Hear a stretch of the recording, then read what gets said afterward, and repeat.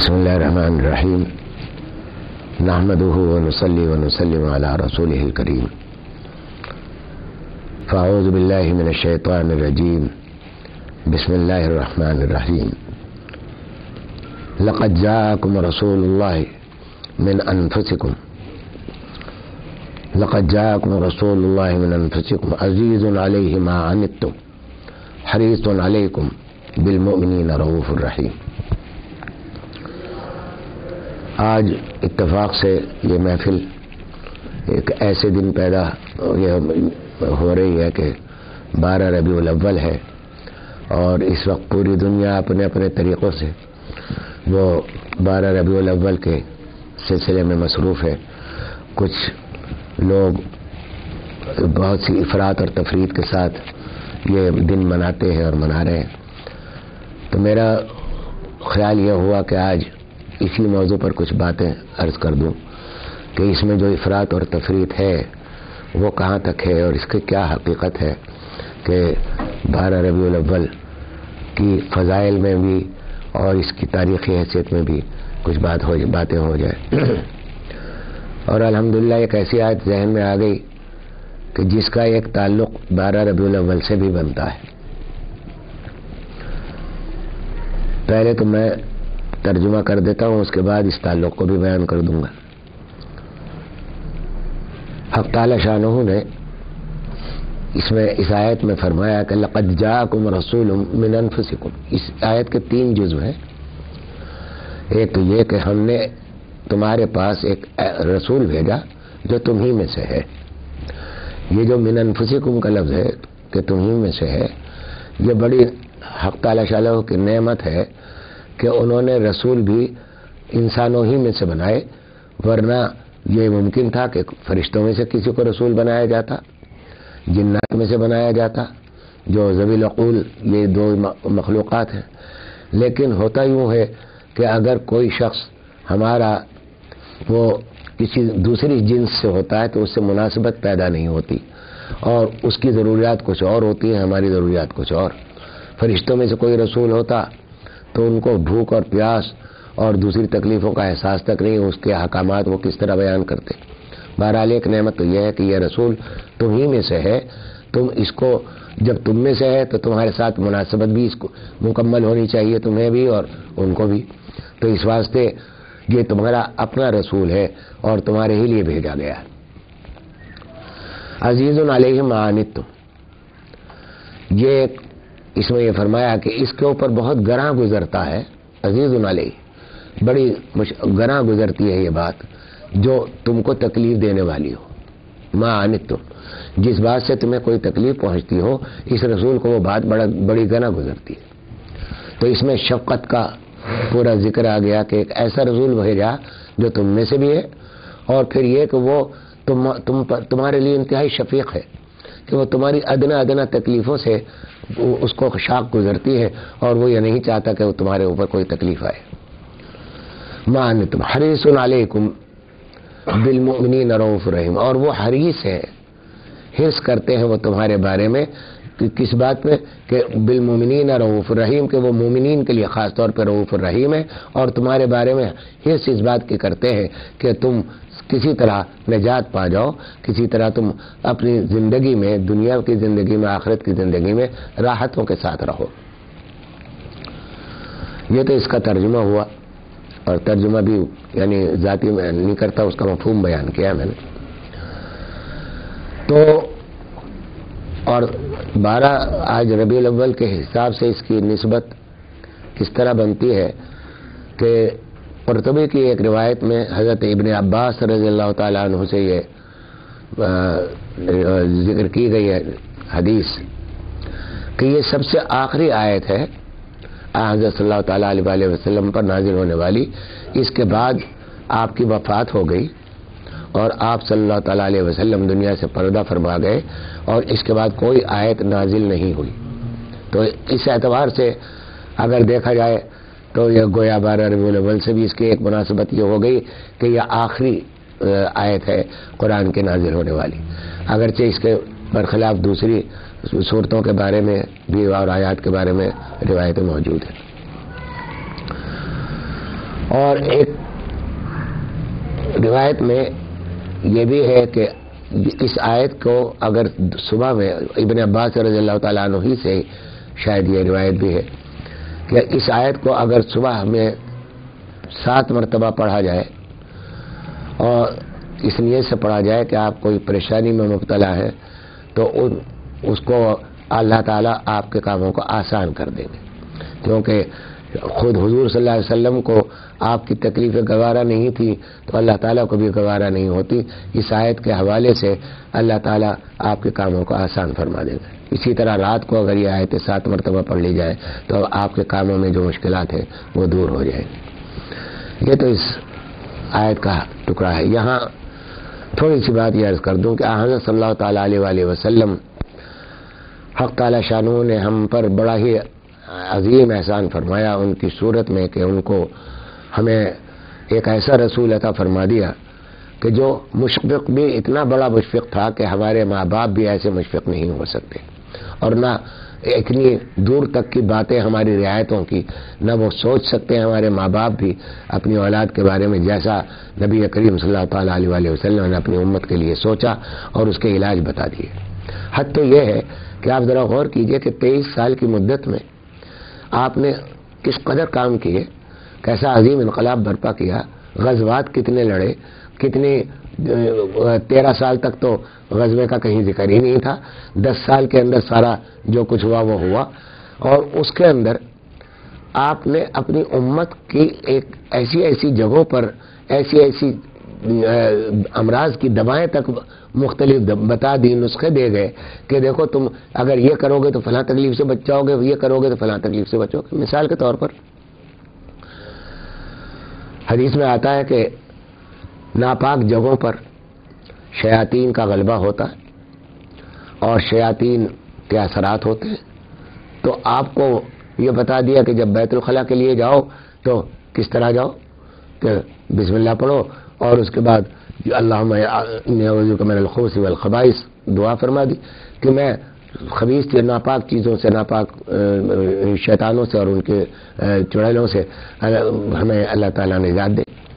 تو یہ بتا دیا کہ دیکھو یہ خطرے کی جگہ تھی، تم جا رہے ہو ایسی جگہ جا رہے ہو جو ناپاکی کی جگہ ہے، اس ناپاکی کی جگہ میں یہ خطرہ ہے کہ وہاں بہت سارے تمہیں مسائل نہ پیش آ جائیں، تو بس ایک یہ دعا کر لیا کرو، انشاءاللہ یہ تم نمٹ جاؤ گے۔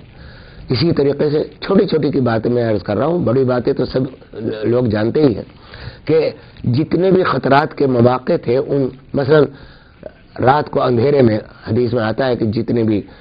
شیاطین کا غلبہ ہوتا ہے اور جتنے بھی غلط قسم کے کام ہوتے ہیں وہ سب رات میں ہوتے ہیں، تو رات کی ابتدا میں فرما دیا کہ بھائی دعا کر لیا کرو کہ اللہم انی اعوذ بک ھذا اقبال لیلک و ادبار نہارک واصوات دعاتک واغفر لی اللہم انی اسألک خیر ھذا اللیل و خیر ما بعد۔ یا اللہ میں اس رات کی بھلائی چاہتا ہوں آپ سے اور اس کے رات کے بعد کی بھلائی چاہتا ہوں، واعوذ بک من شر ھذا اللیل و من شر ما بعد، اور اس رات کی برائیوں سے پناہ چاہتا ہوں اور اس کے بعد آنے والی برائیوں سے پناہ چاہتا ہوں۔ ٹھیک ہے، رات کو یہ یاد کر لیں، چھوٹی سی دعائیں ہیں۔ ہم دنیا کے کاموں کے لیے تو بہت بڑی محنتیں کرتے ہیں، بڑے بڑے دستاویزیں یاد کر لیتے ہیں، تو یہ کر لیا بسم اللہ الذی لا یضر مع اسمہ شیء فی الارض ولا فی السماء وهو السمیع العلیم۔ اگر صبح کو کہہ لو تو رات تک کی حفاظت ہے، رات کو کہہ لو تو صبح تک کی حفاظت ہے۔ تو یہ اس وقت ایسے موڑوں پر یہ بتا دیا۔ بسم اللہ کھانا کھا رہے ہو، کھانا زندگی کی بھی علامت ہے، اور یہی کھانا اگر فوڈ پوائزن ہو جائے تو موت کی بھی علامت بن جاتی۔ تو یہ وہ موڑ ہے کہ یہاں بھی ضرورت ہے کہ بسم اللہ الرحمن الرحیم پڑھ کے کھانا کھاؤ، اور بسم اللہ اس طرح سے کھاؤ جس طرح سنت میں بتایا گیا۔ تو خطرات کے جتنی بھی آپ دیکھیں گے کہ چھوٹی چھوٹی جگہوں پر، یہاں حد تو یہ ہے کہ یہاں تک بتا دیا کہ کسی مومن کو ادنا تکلیف نہ پہنچے کہ اگر کسی مجلس میں 2 آدمی بیٹھے ہیں تو 2 آدمی سرگوشی کو منع فرما دیا کہ تم سرگوشی مت کرو، کیونکہ اگر 3 آدمی بیٹھے ہوئے کہ سرگوشی 2 آدمی کر رہے ہیں تو تیسرا آدمی یہ سمجھے گا کہ میرے بارے میں تو نہیں بات ہو رہی، تو اس واسطے اس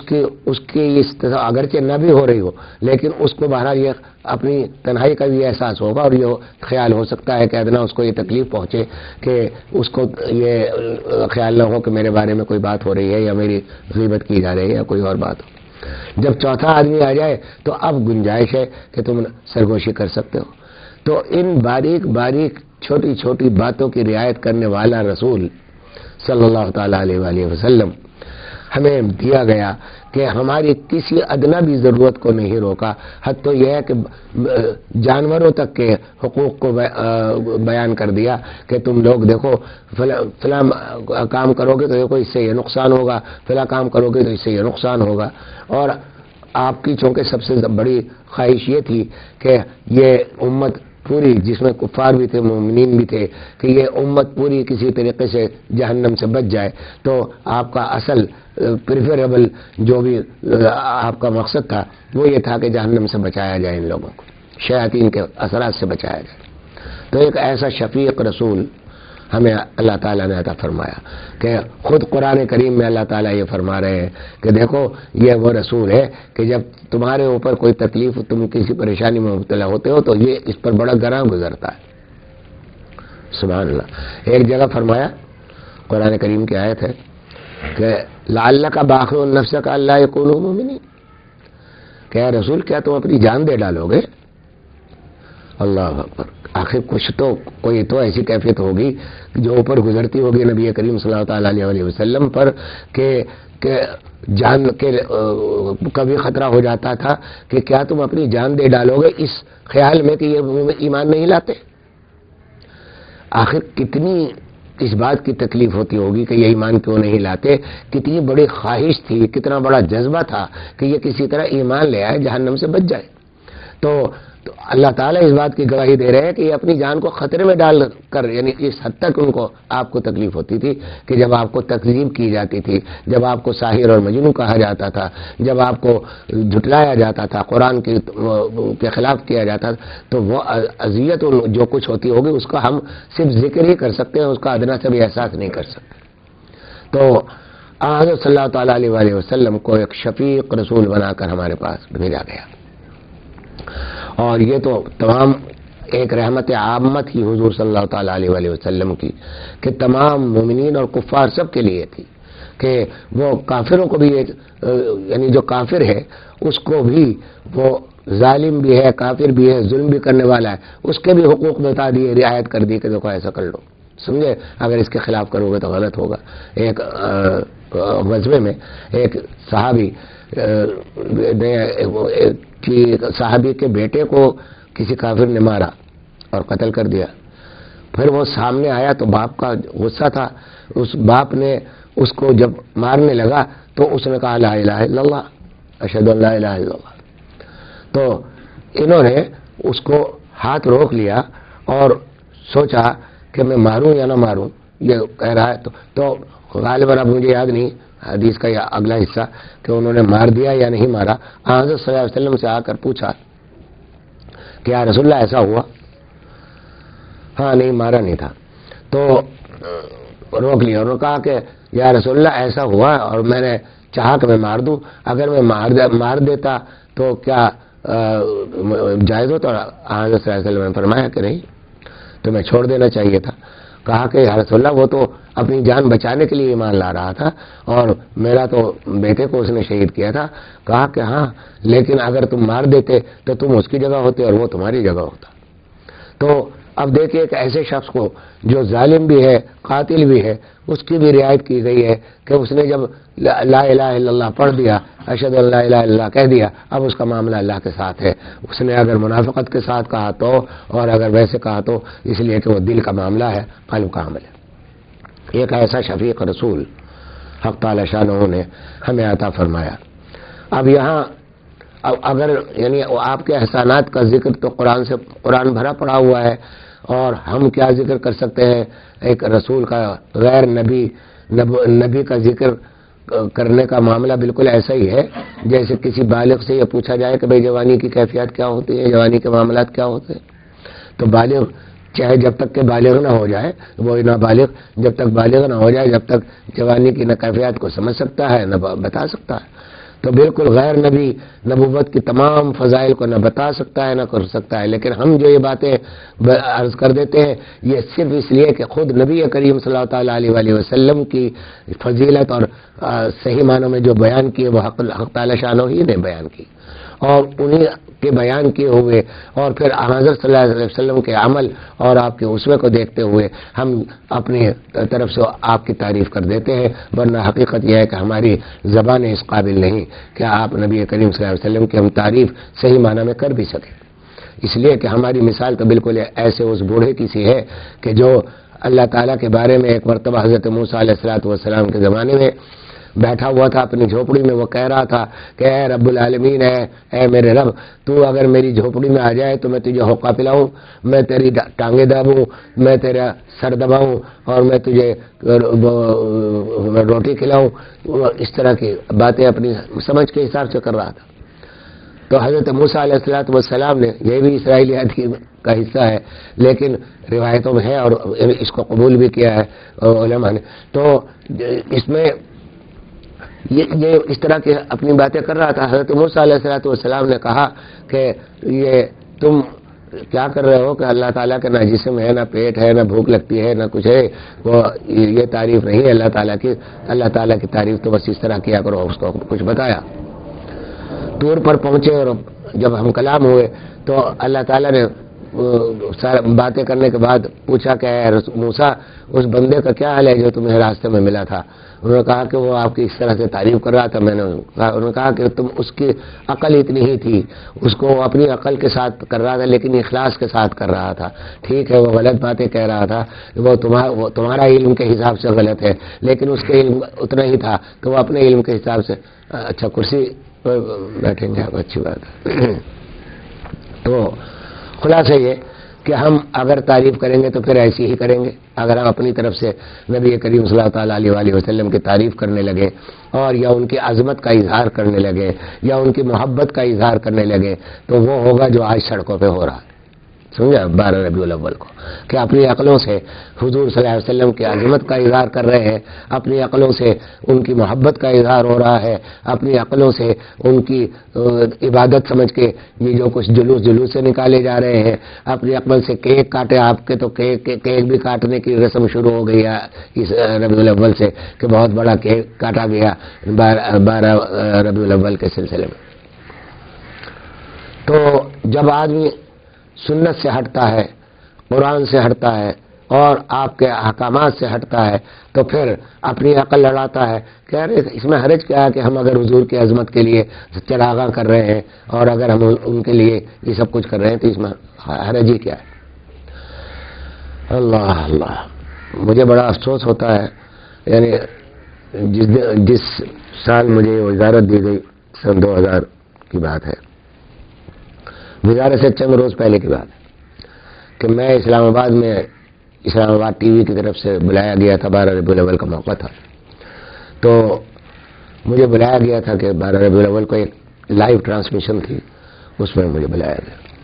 اس لائیو ٹرانسمیشن میں بات چل رہی تھی کہ آیا یہ چراغاں وغیرہ اور یہ اس پر بھی بات آئی، تو میں نے اس پر یہ بات عرض کی، یہی بات کہ بھائی چراغاں جو ہے ٹھیک ہے، یہ خوشی کے اظہار کے لیے آپ لوگ کرتے ہیں، تو یہ سب ہے، تو وہاں کیونکہ 3 مسالک کے لوگ بیٹھے ہوئے تھے تو میں اپنے مسلک کی بات کرتے ہوئے یہ بات کہہ رہا تھا کہ یہ چراغاں وغیرہ سے نہ عظمت کا اظہار ہوتا ہے، نہ محبت کا اظہار ہوتا ہے، نہ خوشی کا بھی اظہار عقلی طور پر نہیں ہوتا، اس لیے کہ اس میں اسراف ہے اور اس میں اور دوسری بہت سارے منکرات ہیں جو حضور صلی اللہ علیہ وسلم نے جس کو منع فرمایا۔ تو ایک صاحب جن کا نام نہیں لیتا، مشہور آدمی، انہوں نے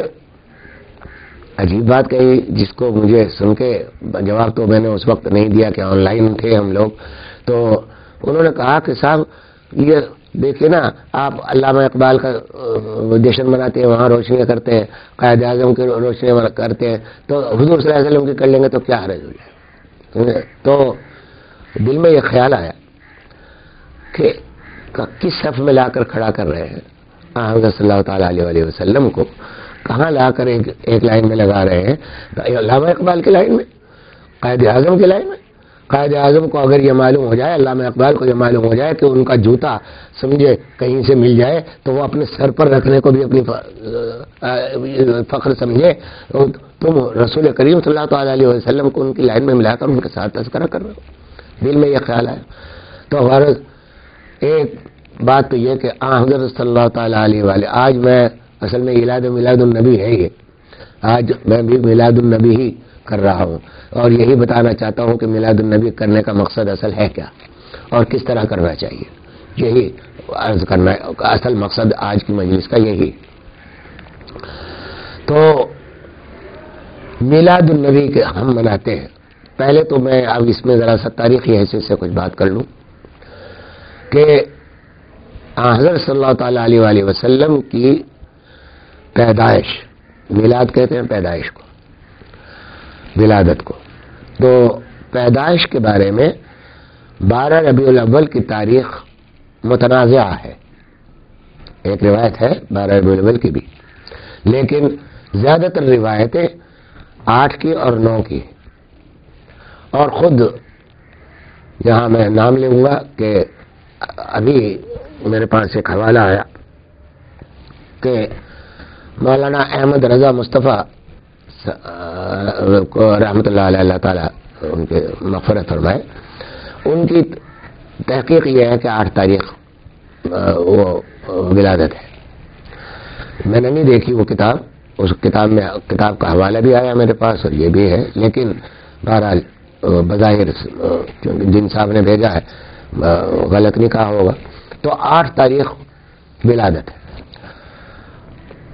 اور اس میں اختلاف اس بنا پر ہوا کہ حساب لگانے والوں نے جب یہ دیکھا کہ پیر کا دن کا تو متفق ہے، حضرت صلی اللہ تعالیٰ علیہ وسلم نے فرمایا کہ میں پیر کے دن پیدا ہوا. پیر کا دن تو ایسا ہے کہ خود حضرت صلی اللہ علیہ وسلم کی حدیث سے ثابت ہے کہ آپ پیر کو پیدا ہوئے. اب جب حساب لگایا گیا تو 12 ربیع الاول پیر کے نہیں بیٹھتی حساب کے حساب سے، وہ 12 ربیع الاول کسی اور دن بیٹھتی ہے، ابھی مجھے یاد نہیں. تو اس طرح سے یعنی 12 ربیع الاول کی یہ تاریخ اس روایت کی روح سے، کیونکہ اس تاریخ پر سب متفق ہے کہ پیر کو پیدا ہوئے، تو وہ 12 ربیع الاول مشکوک ہو جاتی ہے تاریخی اعتبار سے. دوسری بات یہ ہے کہ دوسری روایتوں میں جو 9 اور دوسری روایتوں کے اندر آتا ہے، اس کی وہ روایتیں بنسبت 12 ربیع الاول کی ایک روایت کے اس کے مقابلے میں زیادہ قوی ہے. تو اب حقیقت حال تو یہ ہے کہ تاریخ ولادت تو ہے متنازع اور یقینی نہیں. ممکن ہے کہ 12 ہی ربیع الاول ہو، اس لیے کہ ایک روایت یہ بھی ہے. لیکن 12 وفات آپ کے ہاں مشہور ہے کہ وفات آپ کی پیر کو ہوئی، سمجھا آپ. اور 12 ربیع الاول وہ آیا، وہ بھی 12 ربیع الاول تھی یا نہیں، وہ اس میں بھی شک ہے کہ آیا 12 ربیع الاول پیر کو تھی یا نہیں. اس میں یہ حصہ مجھے اس وقت ذہن میں نہیں،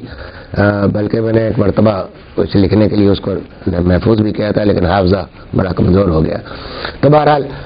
12 وفات تو بہت مشہور تھی ہمارے زمانے میں. پہلے عید میلاد نبی نہیں کہا جاتا تھا، بچپن سے ہم 12 وفات ہی کا لفظ سنتے تھے اور کہ 12 وفات منائی جا رہی. تو اب سوال یہ ہے کہ چلیے ہم نے مان لیا کہ 12 تاریخ کو ولادت بھی ہوئی اور وفات بھی ہوئی. اگر ولادت ہوئی تو خود صحابہ اکرام، ظاہر ہے کہ یہ کیسا بڑا کارنامہ تاریخ انسانی کا شاید سب سے عظیم واقعہ ہے. نبی کریم صلی اللہ تعالیٰ علیہ وسلم کی ولادت ایک ایسا واقعہ ہے کہ تاریخ انسانی اس سے بڑا واقعہ کوئی پیش نہیں کر سکتی. اور آپ کی ذات مبارک تو ایسی ہے کہ بعد از خدا بزرگ تو یہ قصہ مختصر کہ تعالی شانہ کے بعد کسی کی عظمت اور اتنی ہے ہی نہیں جتنی خود نبی کریم صلی اللہ تعالیٰ علیہ وسلم کی. تو بہت بڑا واقعہ ہے بلا شبہ، اس میں کوئی شبہ نہیں. لیکن سوال یہ ہے کہ اس واقعے کی یاد میں، اس واقعے کو یا خود محبت میں رسول کریم صلی اللہ تعالیٰ علیہ وسلم کی اور یا آپ کے عظمت کے اظہار میں صحابہ اکرام کا عمل کیا رہا. صحابہ اکرام نے تقریباً 102 یا 105 سال تک صحابہ کرام زندہ رہے. اس پورے عرصے میں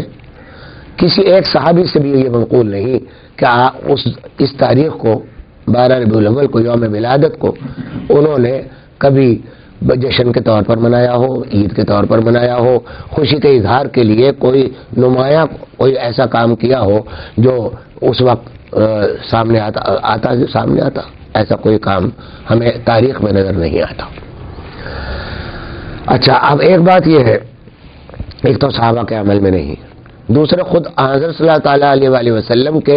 اقوال میں اور احادیث میں یہ تو آتا ہے کہ میں پیر کے روز پیدا ہوا اس لیے روزہ میں رکھتا ہوں کہ میں اس کو. یہ بھی آتا ہے کہ آپ کی عمر چونکہ 63 سال تھی تو آپ نے 63 قربانیاں کی اپنے ہاتھ سے، اور باقی قربانیاں کی حضرت علی نے 100 اونٹ قربان کیے تھے اس زمانے میں.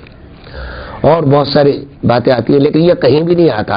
کہ میں جس تاریخ کو پیدا ہوا اس تاریخ کو تم کوئی خاص عبادت کرو یا تم کوئی خاص عمل ایسا کرو جس سے خوشی کا اظہار ہو. تو ایک تو یہ سوال کہ آیا یہ جو کچھ کر رہے ہیں اور اس بڑے پیمانے پر کر رہے ہیں کہ جس کے اندر منکرات بہت واضح طور پر نظر آ رہے ہیں، وہ کیا ہے آخر، کہاں سے لائے ہیں، اس کی دلیل کیا ہے؟ کوئی دلیل اس کی پیش کرے تو چلے ہم بھی اس پر غور کریں، مانیں کہ ہمارا طرز عمل شاید غلط ہو. تو ایک بات تو یہ. اب میں اصل بات کی طرف آتا ہوں، اور وہ اصل بات نبی کریم صلی اللہ تعالیٰ علیہ وآلہ وسلم کے حقوق کی ہے کہ جو رسول اتنا شفیق ہو کہ ہماری ادنا تکلیف اس کے اوپر اتنی گراں گزرتی ہو کہ ماں باپ کو بھی اتنی تکلیف نہ پہنچتی ہو اپنی اولاد کی تکلیفوں سے، تو اس کے کچھ حقوق ہوں گے یقیناً. آخر باپ ماں کے حقوق ہوتے ہیں، وہ آپ کے اوپر جو شفقتیں کرتے ہیں، جو آپ کی تعلیم و تربیت کرتے ہیں، آپ کو پالتے ہیں، ان کے حقوق آپ کے اوپر کیا ہے؟ ان حقوق کو آپ نے متعین کیا قرآن نے، اور ان حقوق کی اگر خلاف ورزی کریں تو ماں باپ سے آپ کا رشتہ منقطع ہوتا ہے یا کمزور پڑتا ہے. تو حضرت صلی اللہ تعالیٰ علیہ وآلہ وسلم کے کچھ حقوق ہیں، اور وہ میں حقوق وہی پر بیان کروں گا آج اس پہ. لیکن یہاں ایک بات سمجھ لیجیے کہ کسی شخص کا کمال یا کسی شخص سے محبت، ہم حب رسول کا دعویٰ کرتے ہیں، الحمدللہ ہے. میں یہ نہیں کہتا کہ مومنین کو محبت نہیں، رسول کریم صلی اللہ علیہ وسلم ان لوگوں کو جو کام کر رہے ہیں ان کو محبت نہیں، میں یہ بالکل ہرگز یہ بات نہیں کہتا، یہ محبت ہی میں کر رہے ہیں. سمجھا آپ؟ خود رسول کریم صلی اللہ علیہ وسلم کی محبت ہی کا اظہار کر رہے ہیں، لیکن اس گوار کی طرح کر رہے ہیں جو حضرت موسیٰ علیہ السلام کے زمانے میں اللہ کی تعریف کر رہا تھا. جذبہ محبت ہی کا ہے، جذبہ اسی کا ہے. لیکن یہاں ایک بات اور سمجھ لیجئے کہ محبت کے 3 وجوہات ہوتی ہیں. یہ ذرا بات سننے کی ہے خاص طور سے، کہ کسی کو کسی سے محبت 3 وجہ سے ہو سکتی ہے. ایک وجہ تو ہے اس کی خوبصورتی، جمال، کہ وہ خوبصورت اتنا ہے. آپ کسی محبوب سے محبت کرتے ہیں، کسی عورت سے شادی کرتے ہیں، یا کسی شخص سے کرتے ہیں کہ اس کے اندر جمال پایا جا رہا ہے، خوبصورت آدمی ہے، اس کا ہر طریقے سے چہرہ بھی خوبصورت ہے، ہر طریقے سے متناسب اعضاء ہے. ایک تو جمال ہے. دوسرا کمال ہے کہ اس کے اندر کوئی کمال پایا جاتا ہو،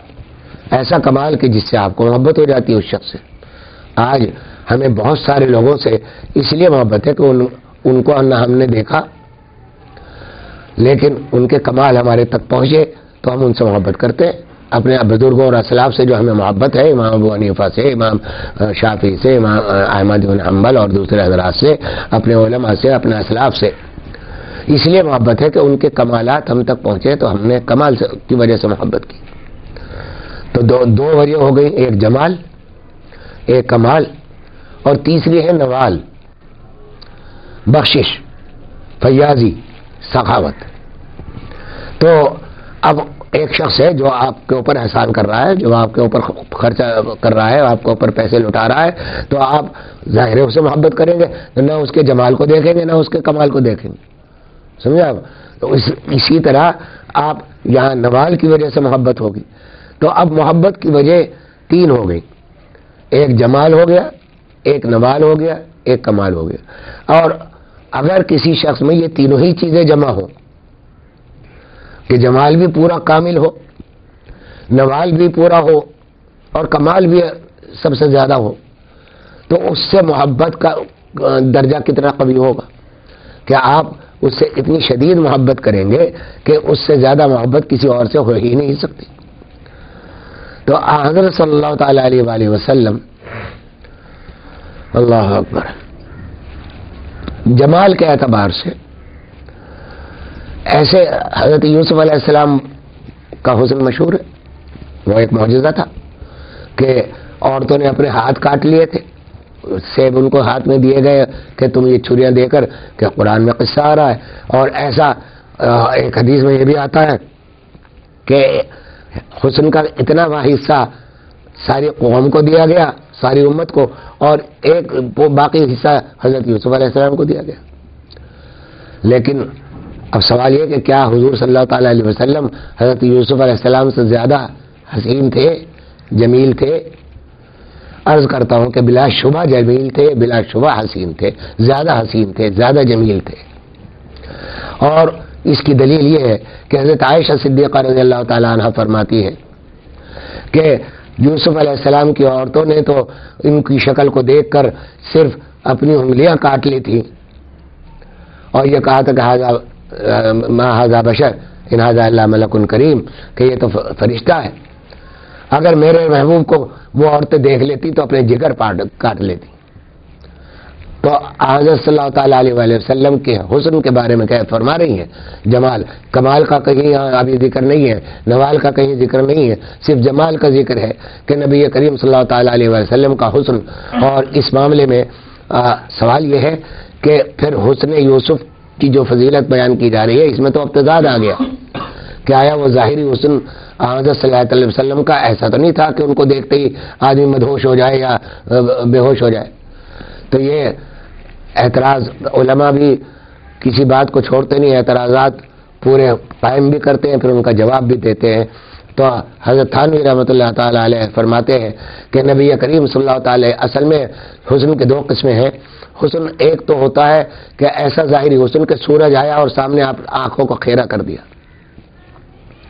ایک حسن تو یہ ہے، اور ایک حسن یہ ہے کہ وہ آہستہ آہستہ روشنی بڑھتی رہی، عادت ہوئی آنکھوں کو دیکھنے کی، یہاں تک کہ وہ حسن جو آپ اتنے قابل ہو گئے دیکھنے کے کہ آپ کے دل میں وہ حسن کی لہریں بھی پہنچی اور آپ کا قلب اس سے متاثر ہوا۔